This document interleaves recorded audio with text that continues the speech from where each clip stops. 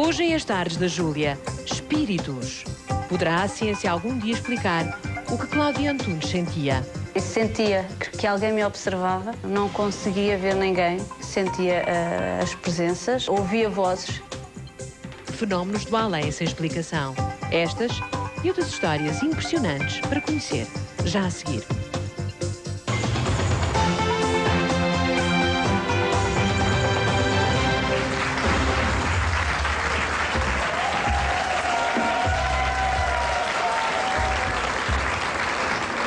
Muito boa tarde, olá. Ora, então vamos ter um grande feriado, um dia muito bonito. Aqueles que não foram à praia e ficaram connosco fizeram muito bem, foi uma opção muito sensata. Primeiro porque o sol faz mal nesta hora e depois porque temos um programa realmente muito interessante para vos oferecer esta tarde. O tema, já aqui o ouviram, espíritos, situações que tocam o sobrenatural. Todos nós temos uma história, todos nós temos uma experiência em que, de alguma forma, fomos tocados ou nos relataram algo que nos deixou entre o cético, o crente, pelo menos inquietos e predispostos a tentar entender. É hoje o que vamos fazer aqui. Vamos ouvir histórias surpreendentes. Vou estar aqui consigo até muito perto das 5 da tarde para então avaliarmos o relato de algumas pessoas que juram a pé juntos que lhes aconteceram realmente coisas que não fazem parte da experiência daquele que é o comum dos mortais. Ora, então agora está na altura também de falar dessas coisas bem terrenas e que tanta falta nos fazem. 64.500 euros! É bom! 760, 300, 700 é o número, não é mágico. Está sempre à vossa disposição. Insistir, muito, porque temos realmente este montante tão apetitoso para vos dar. Temos também, como sempre aqui, a grande preocupação de vos fazer refletir que se calhar estão a haver problemas que nós ou podemos ajudar ou pelo menos podem nos vir contar. Por exemplo, mãe e filhas, coisa não corre bem, há preocupações, há aborrecimentos, grita a mãe, grita a filha, pois muito bem, não gritem uma com a outra, escrevam-nos a contar o que é que se passa para tentarmos ajudar. Ou então, também pode acontecer, é frequente uma família, estragar os filhos com mimos, um filho ou uma filha. Problemas, aborrecimentos, não está a correr bem. Muito bem, mandem-nos então as informações sobre estas histórias aqui para o apartado 1067 2770 999 de Passo de Arcos ou então para casos.julia@tvi.pt. Muito bem. E agora, é verdade, agora também que tenho que vos dizer que para fazer parte da nossa plateia e sentirem esta vibração positiva que sente neste estúdio, ou não é, minhas senhoras? É? Então passava palmas para vocês, vá lá. Senhoras muito simpáticas, com opinião, que vibram aqui em cada segundo. Ora, muito bem, se quiser fazer parte deste grupo seleto, especial, tem que justificar a razão por que quer vir cá assistir ao programa e, portanto, envie-nos a sua candidatura também para o apartado 1067 2770 999 de Passo de Arcos. Agora que já disse tudo, vamos então ao grande tema de hoje, que é de facto algo que a mim pessoalmente realmente me interessa muito. Fico muito interessada sobre estas matérias porque realmente nos transcendem, não temos capacidade para as avaliar à luz daquilo que é a nossa experiência todos os dias e discuti-las é de facto muito interessante. Há quem diga que realmente que em certas circunstâncias lhe aconteceu coisas especiais. Há pessoas que têm relatos da sua vida que foram realmente muito perturbados por situações que não conseguem explicar e o facto de não se conseguir explicar e de se sentirem desconfortáveis fez com que descobrissem coisas novas, coisas diferentes. Cláudia Antunes, por exemplo, Cláudia Antunes na adolescência aconteciam-lhe coisas realmente terríveis que a deixavam numa situação muito, muito complicada e que ela não conseguia entender de forma nenhuma o que era. Portanto, vamos começar por aí, vamos ver.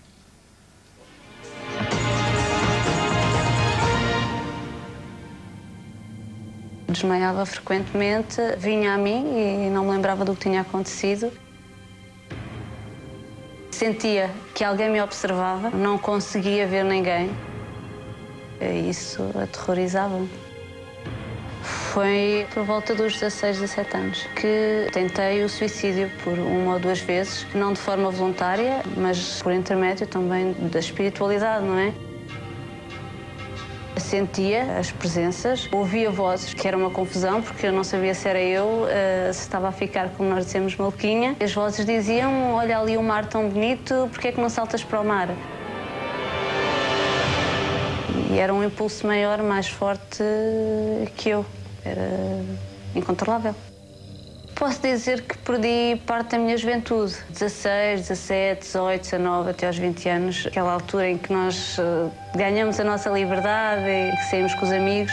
Perdi alguns amigos, pseudo-amigos, afastaram-se também. Namorados que eu tinha, que não compreendiam o que se passava comigo, não é? Afastaram-se, é melhor afastar-me, porque isto é esquisito.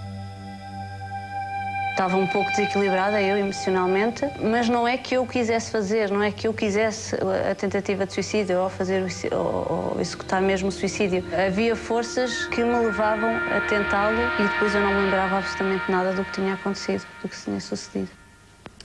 Ora, muito bem.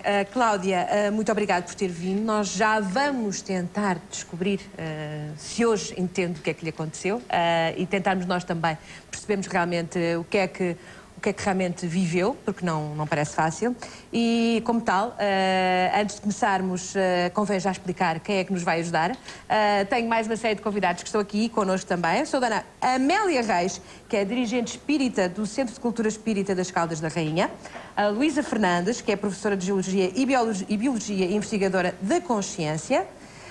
O professor Vítor Rodrigues, que, entre outras coisas, é psicoterapeuta doutorado em Psicologia pela Universidade de Lisboa, co-diretor do curso de pós-graduação em Psicologia da Consciência da Universidade Autónoma de Lisboa, e espero que, entre os três, consigamos então perceber o que é que aconteceu aqui com a Cláudia. Ora, Cláudia, vamos começar por onde? Vamos começar por esta ideia que realmente não estava sozinha. Sim. Como é que isso foi? Como é que isso começa?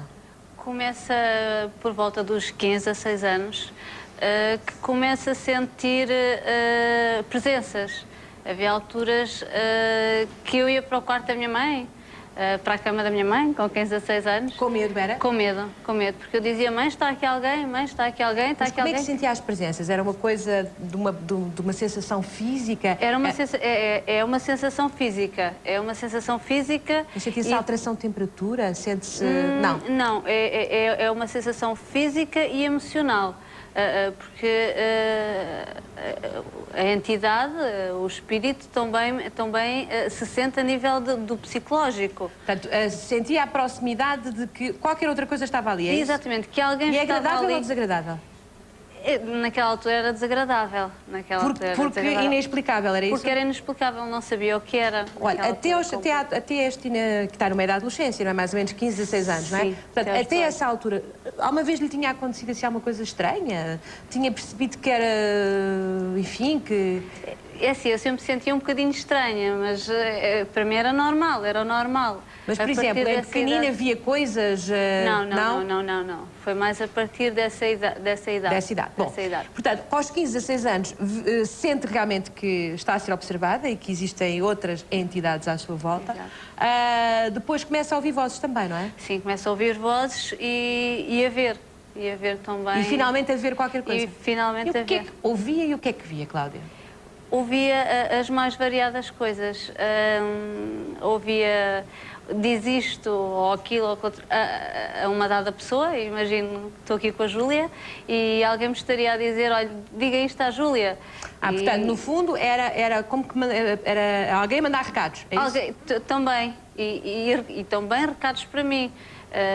Nessa altura foi uma altura difícil porque também tive as tentativas de suicídio e essas vozes mesmo também me tentaram levar ao suicídio, não é? Exatamente. Pois, porque e isso era o mais assustador de todo, não é? Isso era o mais assustador. Aquilo que refere ali que é, olha o mar está tão bonito. Uma das tentativas de suicídio que tive foi realmente junto ao mar. Porque, olha, o mar está tão bonito, porque é que não vais nadar no mar? E eu sabia perfeitamente que eu não me queria suicidar, não tinha razões para isso. E isso realmente agia sobre si, ou seja, sentia a vontade de ir, sentia. A vontade de ir era mais forte do que a minha própria vontade. Do que a minha própria vontade. E depois, finalmente, começa a ver, o que é que vê? Começa a ver vultos. Naquela altura era vultos que poderiam passar assim repentinamente ou que eu via nitidamente. Mas e que mais ninguém via. Figura física de uma pessoa, de alguém? Sim, sim. Pessoas conhecidas ou desconhecidas? Para mim eram desconhecidas. E como é que essas entidades se apresentam? Com uma figura física normal ou estão transformadas de alguma maneira pelo facto de estarem, enfim, noutra dimensão que não a nossa? Depende, mas normalmente estão como eram quando estavam no corpo de carne. Embora no início fosse mais ténue, era como se houvesse um véu entre o que eu via e a pessoa. Bom, olha, há uma descrição sua que me deixou realmente bastante impressionada, que é, diz que inclusive essas entidades apareciam nos sítios mais inesperados, que podia estar numa discoteca e via o dobro das pessoas. Sim, ou triplo. Era complicado, nessa altura foi complicado porque... Mas não estavam a dançar os espíritos? Também. Dançavam os espíritos? Também. Ai, os espíritos divertem-se, grandes malandros. Também. Vamos então. Ainda bem, Cláudia, o que é bom nisto é que eu sorri. Sim, agora sorri. Agora sorri sobre isso e está tranquila. Portanto, digamos que tem a chave para aquilo que a inquietava. Exatamente. Está na altura, então, de ir aqui... Oh, Amélia, olá. Explique-me lá aquilo que a Cláudia vê. Sim. Descrito assim, desta forma como a Cláudia fez, parece uma coisa tranquila e, enfim, foi ameaçadora no passado, mas agora ela está em paz com o que vê. Exato. Mas o que é certo é que mal ouvimos estes relatos, levamos isto logo para outra dimensão, que é a pessoa não está bem da cabeça, o espiritismo é uma charlatanice, não é nada verdade. Quer-me esclarecer? Exatamente. É assim, aquilo que ela disse insere-se perfeitamente dentro da codificação espírita.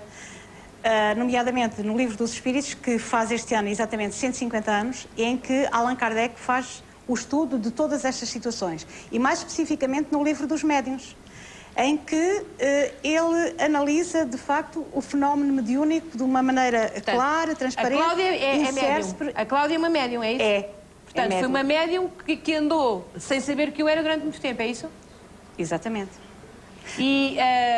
Mas se alguém não é alertado, de facto, para isso de uma forma, enfim, mais clara, pode sofrer imenso com uma situação destas. É assim, vamos ter que desmistificar aqui. É que a mediunidade em si, o facto de uma pessoa ter mediunidade, ao vir a despoltar depois, não é sinónimo de sofrimento. As situações por que a Cláudia passou tinham a ver com um desajuste do espírito, que vem de vidas anteriores. Por isso o espiritismo aponta como pilar a reencarnação. Então esse desequilíbrio, porque ela estava a passar, ela tinha que passar por ele porque estava inserido dentro da lei de causa e efeito. A mediunidade, certamente ela irá depois explicar mais à frente, ao ser, digamos que, despoletada, ao ser burilada na Cláudia, veio servir de bálsamo para essas situações que ela estava a viver. Porém, na altura em que um médium estuda a sua mediunidade, e isso poderá fazê-lo gratuitamente num centro espírita, ele vai se sentir muito mais fragilizado. Bom, então vamos sistematizar. Como sempre, o nosso propósito aqui é não só ouvir, como dar pistas. Exato. Há alguém que nos está a ver em casa neste momento e que sente umas inquietações do género daquelas que a Cláudia referiu ou outras. Exato. E para as quais não consegue arranjar resposta. Sim. Se quiser procurar um centro espírita, é isso? Pode procurá-lo. Pode procurar. Há em todo o país, não é? Há em todo o país e para além dos centros espíritas localizados em localidades do país, não é? Existe também, e eu estou aqui em nome da Associação de Divulgadores de Espiritismo de Portugal, que está disponível na internet com tudo aquilo que as pessoas precisam. O que é importantíssimo sublinhar aqui é que os vossos serviços são gratuitos. Absolutamente. Gratuitos. Portanto, as pessoas podem realmente ter acesso a estas matérias que, volto a dizer, nos transcendem a maioria de nós e que, ou por curiosidade ou por necessidade, podem então usar os vossos serviços sem terem que ser enganados por tantas e tantas ofertas que existem no mercado aí e que realmente consomem Nitidamente. as expectativas. Sim. E é essa a nossa luta primeira. É de tentar que as pessoas não gastem dinheiro em situações para as quais não terão a mínima resposta. Porque um mundo espiritual superior, que poderá intervir em situações como a da Cláudia, estão-se nitidamente a borrifar para os nossos euros, como deve calcular. E isso já os ultrapassou. Portanto, não tem qualquer sentido. Ir para esses sítios. Deixe-me ir aí à sua vizinha, não de carteira, mas de sofá. A doutora Luísa Fernandes é investigadora da consciência. Exato. O que é isto de ser investigadora da consciência? Basicamente, ser investigadora da consciência é ser investigadora de mim própria e, no fundo, ser investigadora de tudo aquilo que diz respeito à nossa inteligência, à nossa essência, à nossa alma. Eu até achei graça quando vi o nome do programa, porque é Espíritos, eu acredito. Eu pensei assim, se nós não acreditássemos em espíritos, não acreditávamos em nós próprios, porque nós temos um espírito. Temos o nosso próprio espírito, não é? Exatamente. Portanto, basicamente, estudar a consciência é fazer um estudo muito sério sobre nós próprios, mas não exclusivamente nós próprios enquanto uma pessoa, mas sim nós próprios enquanto algo mais, ou seja, uma consciência, alguém que tem conhecimento sobre si próprio e que vai aumentando o conhecimento sobre si próprio e não se vai desequilibrando. E para isso vai ter que estudar muito. É um assunto muito sério, é um assunto de educação. Sim, como todos os assuntos que são feitos com seriedade. Mas diga uma coisa, no âmbito da sua investigação, de que forma é que podia ter ajudado a Cláudia? Basicamente, da forma como eu tenho feito investigação, eu acho que qualquer pessoa que queira ajudar outra pode dar um grande contributo, mas tem que ser o próprio a ir buscar essa informação. No caso da Cláudia, o que eu diria era, primeiro, para ela desmistificar aquilo que lhe está a acontecer, e aí ela poderia recorrer ao espiritismo, poderia recorrer, por exemplo, à Academia Internacional da Consciência, poderia recorrer a um psicólogo, a um... Mas a senhora acredita que, de facto, são os espíritos aqueles que andavam a perturbar a Cláudia? Eu acredito, mas há uma afinidade, ou seja, e reforço aquilo que a professora também falou, porque ao haver a afinidade, ao haver um desequilíbrio de nós próprios, também, de certa forma, vamos atrair outros seres desequilibrados. Ou seja, se nós realmente pretendemos melhorar as sintonias, e não é preciso ir para os espíritos que não têm corpo, podemos falar dos espíritos dos nossos amigos, ou seja, se nós atraímos só pessoas desequilibradas, pode haver algo em nós que reflete esse desequilíbrio, daí a atração. Por isso, essencialmente o que eu diria à Cláudia era, para ela procurar os pontos de fragilidade e trabalhar esses pontos para se reequilibrar e depois passar a níveis mais transcendentais. Porque muitas vezes nós vamos logo ao transcendental e não começamos e não temos o alicerce para lá chegar, a base para lá chegar. Bom, agora o professor Vítor Rodrigues, que é um interessado nestas matérias, é um psicoterapeuta. Como é que a ciência analisaria o caso aqui da Cláudia? Boa tarde. Ora, boa tarde. Pois bem,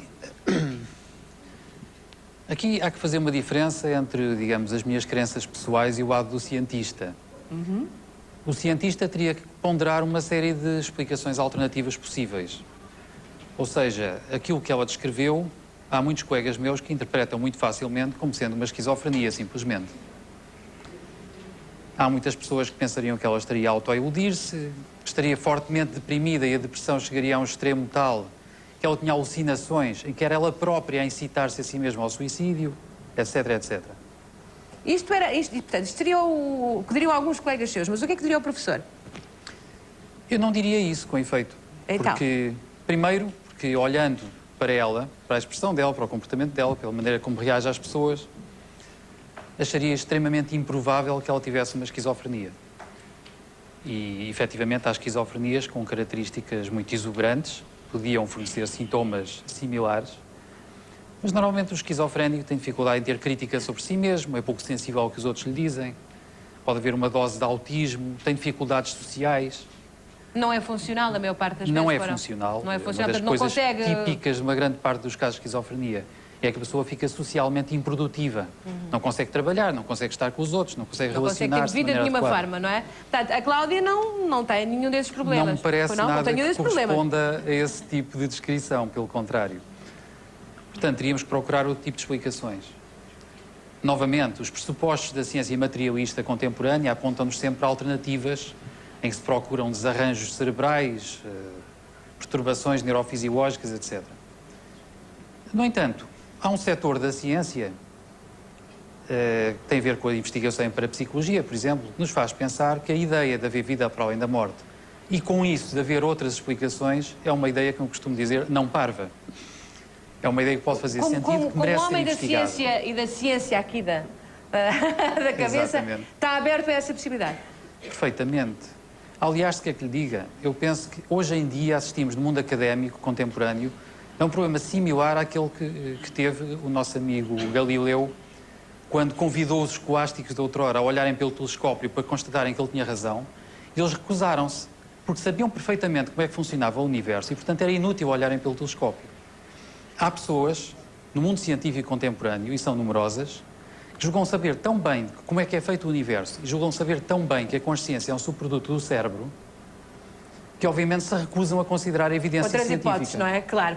Olha, estou aqui a mostrar um livro seu, assinado por si, que se chama Terra de Mentes. Tenho também aqui na minha mão e passo a mostrá-lo. E estive a espreitá-lo muito atentamente e são relatos muito curiosos de sessões com pacientes seus. Exatamente. Olha, são ficcionados em cima, são contos ficcionados em cima de sessões com Sim, pacientes aliás, seus, não é? muitos deles ligeiramente ficcionados apenas. E são, na sua maioria, regressões ao passado. Uma grande parte são Uma grande- regressões ao passado ou casos do tipo dos Cláudia. que foram descritos aqui pela Cláudia, em que há um misto de regressão ao passado com uma aparente presença contemporânea de uma entidade antiga, conhecida, digamos, da pessoa que está a sofrer. Vamos aqui à Cláudia agora, porque a Cláudia realmente viveu. Já não, isto continua a acontecer, continua a ser visitada por estas entidades. Sim, mas agora de forma completamente controlada. Já lá iremos então. Agora vamos a essa altura em que tudo isto era ameaçador e novo. Eu não, realmente, uma pessoa de um dia para o outro descobrir que é médium, deve ser uma coisa muito complicada. As vozes que ouvia eram vozes de mulheres ou vozes de homens? Eram vozes de gente crescida, idosa? Ou as vozes soavam mais ou menos todas ao mesmo? Não, havia vozes masculinas, havia vozes femininas. E o tom? Era um tom de choro? Era um tom de alegria? Era De aflição? completamente como aqui. Havia os tons de pessoas que choravam, obviamente, pessoas que apelavam por alguma coisa, pessoas que estavam enraivecidas. Todas as sensações e as emoções que qualquer espírito encarnado como nós transmite, eles transmitem também para o médium. E podia acontecer a sobreposição, ou seja, existir várias coisas à sua volta e sentir que está a passar-se um diálogo... Sim. Ai, que aflição. Mas que aflição. Amélia, o que é que lhe parece? Isto pode acontecer assim, desta maneira? Pode acontecer e é o dia-a-dia do centro espírita. Portanto, nós fazemos uma vez por semana atendimento individual, as pessoas que nos procuram, e aí ouvimos os relatos mais incríveis. Mas como há o da muitas Cláudia pessoas Pacheco. nas circunstâncias da Cláudia. Muitas.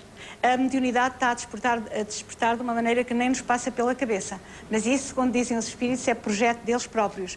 Porque a mediunidade existe desde todos os tempos, não tem a ver com o espiritismo, que está aqui há 150 anos. O espiritismo serviu-se, foi da mediunidade para constatar um facto e prová-lo. Agora, o que acontece é que, na antiguidade, isso acontecia para os iniciados. As pessoas, tal como o doutor referiu em relação ao Galileu, também havia as pessoas que tinham a noção... Interesse e que entravam no estudo e Exatamente. depois Eram os profetas, etc. Porém, neste momento, a espiritualidade tem outro projeto. É divulgar a mediunidade e aproximar-nos mais da imortalidade da alma e da realidade da vida. Vamos às coisas terrenas, desculpem. 63.500 euros, será? Ou são 63? 64 mil!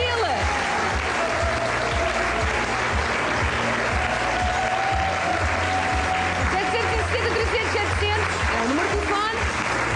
Pois muito bem, 64.500 euros é realmente quanto temos para dar e é bom. Animem-se.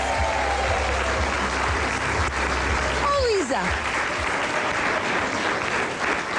Professora Luísa, eu vou deixar se cá chamaram os professores e doutores, que é para isto ser mais informal. Hoje é feriado, não é? Também estamos aqui todos, enfim, numa conversa amena que não tem a ver com, enfim, com o produto académico de cada um. As vozes, também estuda este lado das coisas ou não? Também, também. Então o que é isto? Então vamos um bocadinho antes, está bem? Um pouquinho antes, que é o seguinte. Se nós consideramos que temos um espírito, esse espírito efetivamente não morre. Aquilo que morre é o corpo físico. Então nós, ao estudarmos a nós próprios, no sentido de manter o equilíbrio, apesar de começarmos a descobrir que temos certa sensibilidade, por exemplo, mediúnica, aí ouvirmos vozes ou enfim, outro tipo de experiências. Nós podemos, ao sabermos que realmente somos esse espírito que não morre, nós podemos trabalhar, por exemplo, na nossa carreira, não académica, mas na nossa carreira evolutiva. E aí... Ou seja, o espírito pode ter várias etapas? Exatamente. Nós podemos, e cada vida, vamos considerar como uma aula na escola. Eu sou professora e gosto muito dessa parte das aulas e da educação. E cada vida, nós esquecemos... Cada um de nós? Cada um de nós. Não há seres especiais. Especiais somos nós todos. E nós nascemos todos para ser felizes. Portanto, se nós não estamos felizes, precisamos de encontrar esse ponto. Porque esse ponto está dentro de nós. Não será o dinheiro que traz a felicidade, porque com muito dinheiro também podemos continuar muito infelizes. Por isso, quando nós estamos nesta dimensão física, nós a todo momento podemos estar a ser influenciados em termos telepáticos por outros seres que já morreram, mas que mantêm o seu espírito. E aí eles podem gostar muito de nós e até nos influenciar positivamente, podem gostar muito de nós e até nos influenciar negativamente, porque acham que é o melhor para nós e nem sempre é, e podem gostar muito pouco de nós. Tal como dizia... Exatamente, mas quer a Amélia, quer a Luísa, têm digamos, uma avaliação muito simpática, ou seja, que estas entidades a existirem, andam aqui à nossa volta, é só para nos ajudarem. Não foi isso que nós estávamos a dizer. Não? Então? Não, porque muitas vezes eles até gostam tanto de nós que, vamos supor, um namorado que a Cláudia pudesse ter tido numa outra vida, ou até nesta, que morreu, e que gostava tanto dela e que, pura e simplesmente, começava ao lado dela. Ai, não me diga uma coisa dessas, levar com um chato a eternidade toda. É verdade, toda. pode ser. Pode ser. Então, essas entidades precisam de uma psicoterapia, porque têm o espírito na mesma, tal como nós aqui com o corpo precisamos de uma psicoterapia. E esse trabalho é um trabalho realmente que necessita de ser feito. Já ouviu voz? Já sentiu essas presenças à sua volta? Se eu já senti, sim. Se não sentisse, não estava a estudar isso. É? Foi por sentir e por precisar de me reequilibrar ao estar a sentir isso, que necessitei de realmente investigar e fui investigando ao longo... Mas também é médium, a Luísa? Eu acho que somos todos, sabe? Acho que somos todos, porque todos estamos a captar. Estou lúcida para isso. Eu tenho o sinal entupido. De certeza. Se calhar não lhe dá atenção, Júlia. Se calhar é isso. E penso que nós às vezes precisamos de comprar um anel, passamos numa rua, reparamos numa orivesaria. E se nós nunca precisámos do anel, passámos lá 20 vezes e não reparámos que estava a orivesaria. Tanta gente nos está a ouvir hoje, aqui, e está a pensar assim, realmente já me aconteceu isto, já tive aquele sonho que depois vai acontecer. Já... Isso tem tudo a ver com a mesma coisa? Tudo a ver com a mesma coisa. Tem tudo a ver connosco. Portanto, os sonhos que se realizam, as situações que se antecipam, aquilo que se chamam as premonições, isso tem tudo a ver com o mesmo plano das coisas? Tem tudo a ver com o mesmo. Tem tudo a ver com a nossa consciência, ou seja, com a nossa alma, com o nosso espírito, que permanece para além da morte física e que nós próprios, por exemplo, quando estamos a dormir, podemos ter experiências em que contactamos... Sair do corpo, é isso? Sair do corpo, efetivamente. Sair do corpo físico, mas continuamos a ser o mesmo espírito, a mesma alma, e muitas vezes estamos na dimensão por onde são autóctones, isto é um termo da biologia, por onde pertencem os espíritos, é onde eles estão, eles já não podem regressar naquele momento e a viver no corpo físico, onde eles estão em dimensões não físicas, para onde nós iremos quando morrermos, não é? E nós, ao dormirmos, durante o sono, podemos ter essas experiências. Mas como não conhecemos a experiência, podemos só simplesmente aceitar que foi um sonho. Mas todas as pessoas têm um relato, é muito frequente as pessoas dizerem que tiveram a sensação durante o sono que saíram do seu próprio corpo. E todos nós atribuímos a isso, enfim, a um sonho muito profundo, a um sonho bizarro. Professor! Não, Vítor, diga-me lá. Olá. Então, quando estamos a dormir, o espírito sai-nos do corpo? Bom, repare, eis outra coisa que cientificamente é difícil de demonstrar. Mas há um departamento curioso, são os chamados sonhos lúcidos. Há pessoas que sonham sabendo que estão a sonhar.